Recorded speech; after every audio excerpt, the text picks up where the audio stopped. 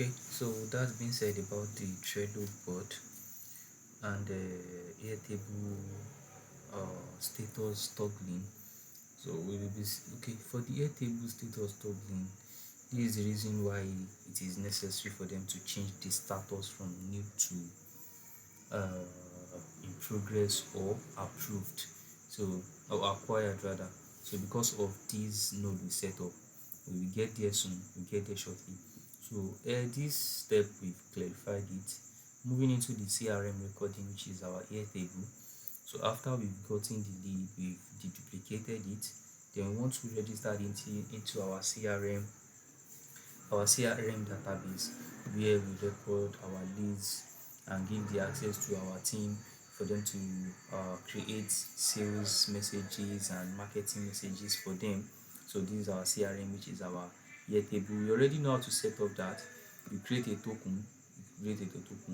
Then what we want to do is we want to record. What are we recording? We create or update, because there might be existing data in the Airtable before a new form is submitted. So you don't want to be creating every now and then. So you want to update. Maybe someone submitted his data twice, so you want to update at times. And when we are updating, that means if the data already exists, it is not going to add another one. It will just update. Maybe they changed few information about what they submitted before. So that is why we are using update. And the base I use is this joy giver, and the list is this has been explained before. I sent a video on how to do it, so you can actually find the file and look for the video. Watch how to connect your Airtable to anything. But if you don't get it, you can just ask me, and if I will find the link again, I will send it to you. So you click on the because this, you actually need to set this correctly, and before you can match your Airtable here, you have to create the Airtable readily, as we did for our Google Sheet. So you have to come and create the headings. So you see client name, client company, client email, client phone, status. So this status, you see, it is a single status field. So because whatever you are sending must be in it must be in compatibility with what you have set up in your Airtable. So this is a single line. You can see this field type, single line. This is a long text. So you can see this is an email. We have the email in there. We have the client phone number must be in phone format. So kindly put attention into that before you match the data, before you map the data from here. So the table must be correct and must have been readily created. So if maybe you actually created, you did this before, you now notice you made a change in your Airtable, you just come here and click on refresh column list. So it will refresh to the new one that you have there.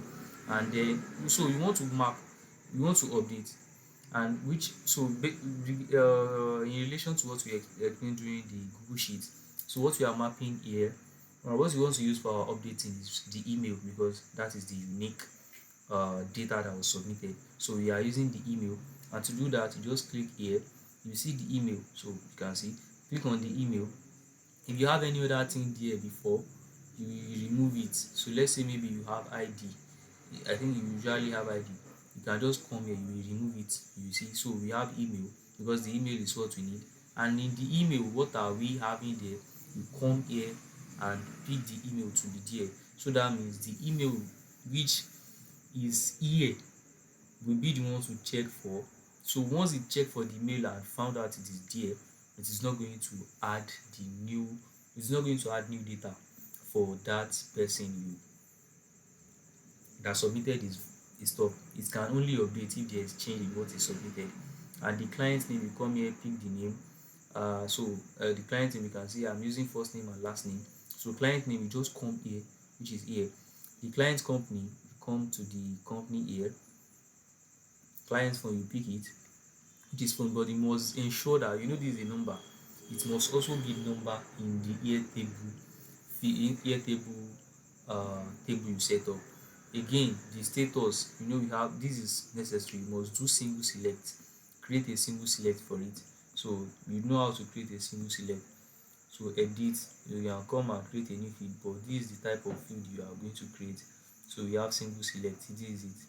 So you choose single select and you add three options like this: new, in progress, and acquired for it. So you have it in your anything showing like this. And the demo request, so you want to show whether they want it or not.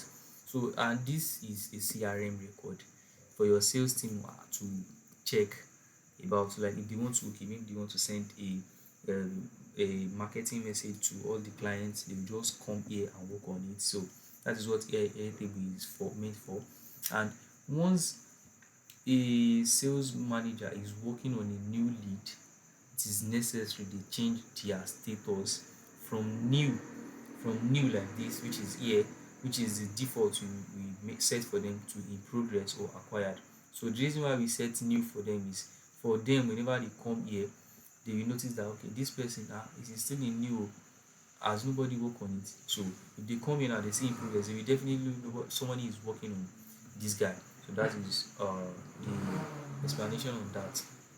So after you created tó bá dáhùn tó dọ́rọ̀ wọn wọ́n ti ń pè mí so mi ìráyè gbé kàn wọ́n wá sí ọjọ́. right, sorry for the break.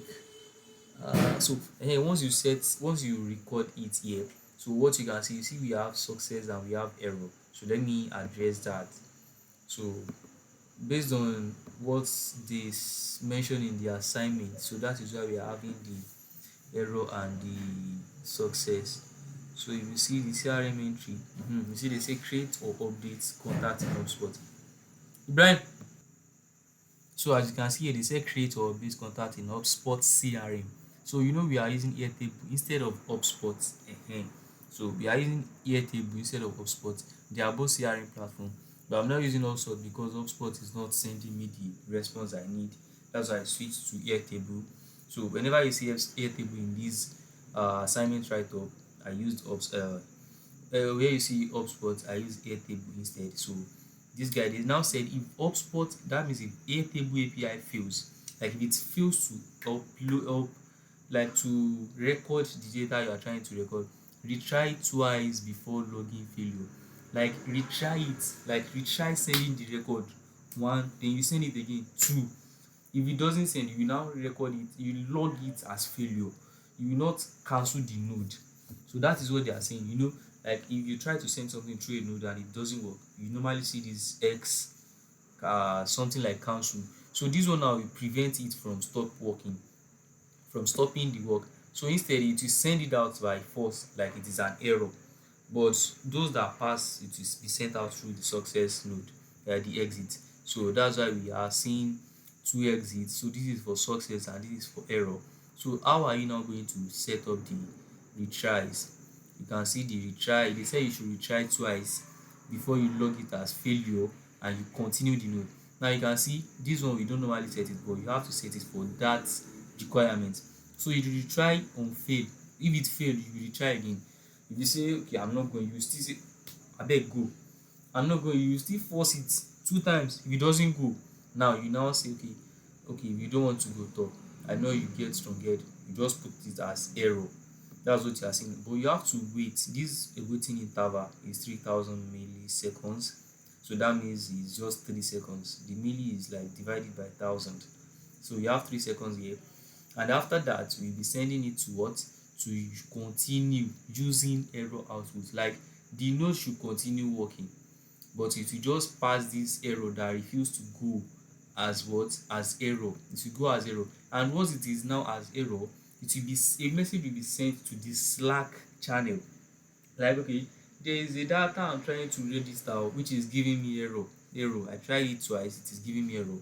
Please come and check it manually. So you now send a message to their Slack channel. So there it is, the format of the message that will be sent. Okay, that will be sent to them. So you see, this is an error, and logging there is an error logging the client with the email so. This is the email that they will use to track the error, that the client that is having issue into HubSpot. So this one is going to be into Airtable CRM. record. So I forgot to change because I used hotspots initially. Your own is going to be into Airtable CRM record. Kindly visit the CRM. So you now say kindly visit the what? The Google Sheet, which is the master database. You visit it and check for this email in Google Sheets. So they will now notice, okay, it is in Google Sheets, but it is not in the what Airtable. That means they will have it add it manually. They will add it manually. So after that, you are going to execute. So if there is an input, it is going to execute and send message to the Slack channel. So I have it here, but to save time, you can see so there is an error logging the client with the email so into the hotspot CRM record. Kindly visit the CRM sheet too. So this is how the email is going to drop in your stuff. So after that, I think we are clear with this guy. So this is clear, right? So okay, if it is a success, you send it to their what channel as a success. Maybe okay, we are now have a new lead, so you can see the message format, new lead capture. Oh yeah, you don't catch him. Now his name, his email, his phone number, company, the Airtable ID. So we are also using that as a unique something. So then open in sheet, you send the sheets link, the sheet, that Google Sheet link, you send it to this place. And then again, after we are done with this guy, so now here is where the main work is now, is like the final work, because they said if the client requests for demo, if they request for demo, they are going to be sending them a demo message. And if they do not request for demo, you will be sending them a thank you message, right? So that is two things, and we have two conditions. Like if they request for demo, these clients will go through the demo message, and if they do not request for it, they will go through the thank you message. And after the thank you message, so you should remember they said we should wait for what, 3 days, I think. So they said you send the thank you message to them on the first day they sign up. So after the lead sign up, you send a thank you message to them. Then you have to wait for 3 days before you now send a follow-up message. And the reason for this is that, let's say you sent this message to them, and probably maybe their mind escaped it, or they got busy with something else and they couldn't check the email, or the team couldn't attend to them. Like after you send this thank you message to them, they have to do something and the team need to okay check okay this email, but this client do not do it, and the team also do not update their record as I showed you here. So once the team is sales team is working on their record, they have to update it in here. So they have to update it. So once it is being moved from new to in progress, it is not going to be new anymore. That means the client is being attended to and does not need a follow-up message anymore. Doesn't need a follow-up message anymore. So but if it is still in new, as you can see here, we still have a lot of new here. So that means the client has not been attended to. So after 3 days, they sign up 3 days ago and they are still new after 3 days. That means something is not normal. So you have to send a follow-up message to the client. So and the follow-up message will be like, sorry for having to attended to you. Kindly click on the following link to send a reminder or whatever. Or to like, okay, so that means it is going to be a reminder for the team or the lead, whatever, for the follow-up message. But here we are sending a follow-up message to what, the lead. So we have to wait for 3 days. This message is a Gmail node. You use a Gmail node. But okay, let us start from here, because after the routing, the route we did here, we are taking it into an if node. And what we are setting up here is that if the demo request, because we are working with demo request, so if they request for a demo request as we see here, so you come here, you can see the demo request here, you map it, double click and map, you drop it here, contains, that means if it contains true, if this guy contains truths, there is an error in what I did actually. So because if it contains true, that means the person is requesting for what, is requesting for a demo, and that means Okay, but shall let me explain this. That is something minor. We can explain it later. But actually, this kind of mistake should be made in a true life scenario. Everything is being fucked up. So this is going to be critical in a real life scenario. So, uh, if this guy is containing true, that means the client wants a demo, and you will be sending a demo to them. So you now see these true, that means are those who want what? Demo. And these false are those that does not want demo. Look at it again. Look at it again. We have what? We have demo requests contains true. That means this person want a demo. So that means it will be going out through the true exit. And if it does not contain true, which means false, they don't want it. So you now be having them in false item. So, and to set up this demo request, I don't know if you have explained it before. It will be in your form request, that type form you created. So it will be there. Where is it? This, okay. So it will be in the type form you created. So you do something like demo request. So you now make it in a single select. So you have two options in there. Okay, you might create the heading like, do you want a demo, while you are asking the client series of questions while filling the form. So you can say name, email, uh, company name, company size, something. So you now add, do you want a demo? So in the options we put yes or no, yes or no for the demo. So that, or true or false. So that is why you are saying true and false here. So you give them true or false. Do you want a demo, true or false? So if they want, they will receive. If they don't want, they don't get it. So now that is what brings about the true or false you are seeing here. And you must always toggle this guy on it. Keep it on. So it will help you to escape some useless error. So because while I was doing mine, I was getting something boolean, or so I don't actually understand it. So you toggle this on to make all the type conversions for you. So this is going to work properly.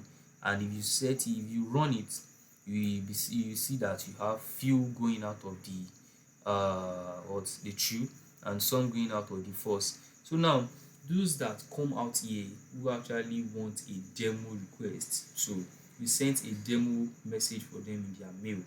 You can see we have it Gmail. So now for the demo, you must use a Gmail node because you are sending an email through your Gmail, and the account you are using is yours. What you should note is whichever account you connected will be the one sending the mail to them. So like they will be receiving it. Those people receiving the mail will be seeing the mail. Dr. Mice, ẹ fẹ́ wọlé. Bẹ́ẹ̀ bí akéde mú wá bí gbà yẹn. Ẹ mú wá bí. Me recharge àtọ̀dọ̀ mi. So like the Gmail account you are using will be the one to the one to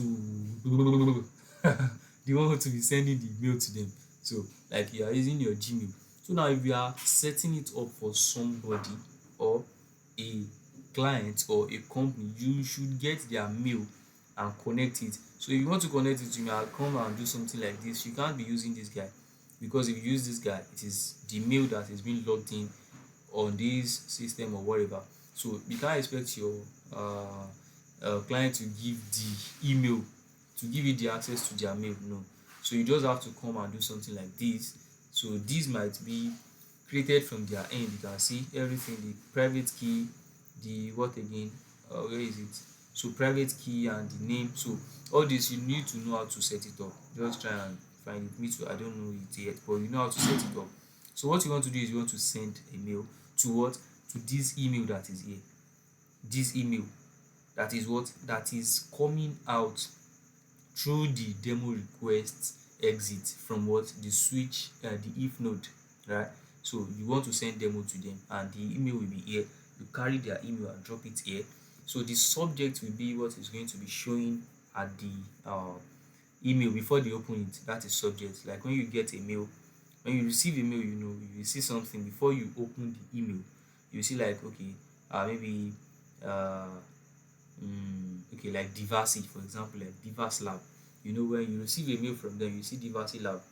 That is the subject. Now if you now open it, that is the from from. Now you see subject underneath it.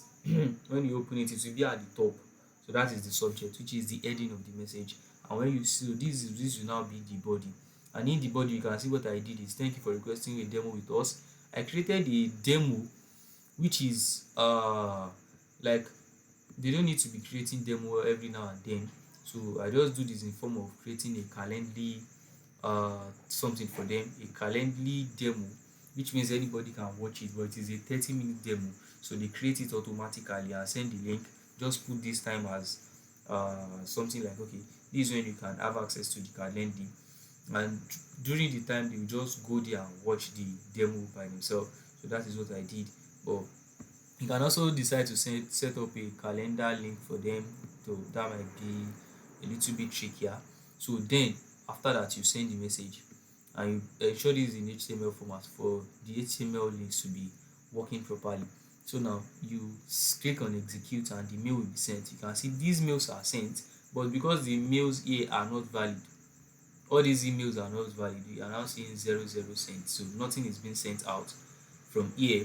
So this is for the demo. And for the thank you message, you are just thanking them for or getting our service. You set up the same format and you say thank you for getting in touch, blah blah blah blah blah. In the meantime, feel free to explore more about what. So yeah, so you can see update without the 10 giga. This is gone. And from here, after you send the thank you message, you still want to send a follow-up message to know, maybe, this is just a lead that put show interest. You want to know, have they actually attended to this lead? That's why we are now still sending a follow-up message to them again, to know whether the team has actually attended to them or not. So that's why we are setting up this follow-up message. So after you sent the mail, you are going to wait. So that is the usefulness of this wait node. So you see, they say we should wait for 3 days. If no status update, you are now going to send reminder email. So you see, so you now say if reply or CRM update occur, sequence stop automatically. Now this CRM update, which is our here table, if the status, the status now, the status we have here, that is what they are talking about. If it has been updated from new to something else, that means the node should not work. The follow-up message should not go. But we have to wait for 3 days before we send the follow-up message, right? You can see that. So they said we should wait for what? 3 days. So if new status update, send reminder email. That is when you send the next one.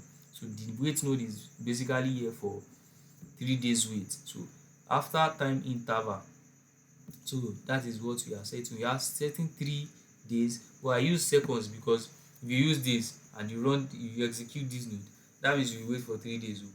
Trust me, you have to wait for 3 days. But I'm still running the test, so that's why I just use 3 seconds to run it and see whether it will work or not.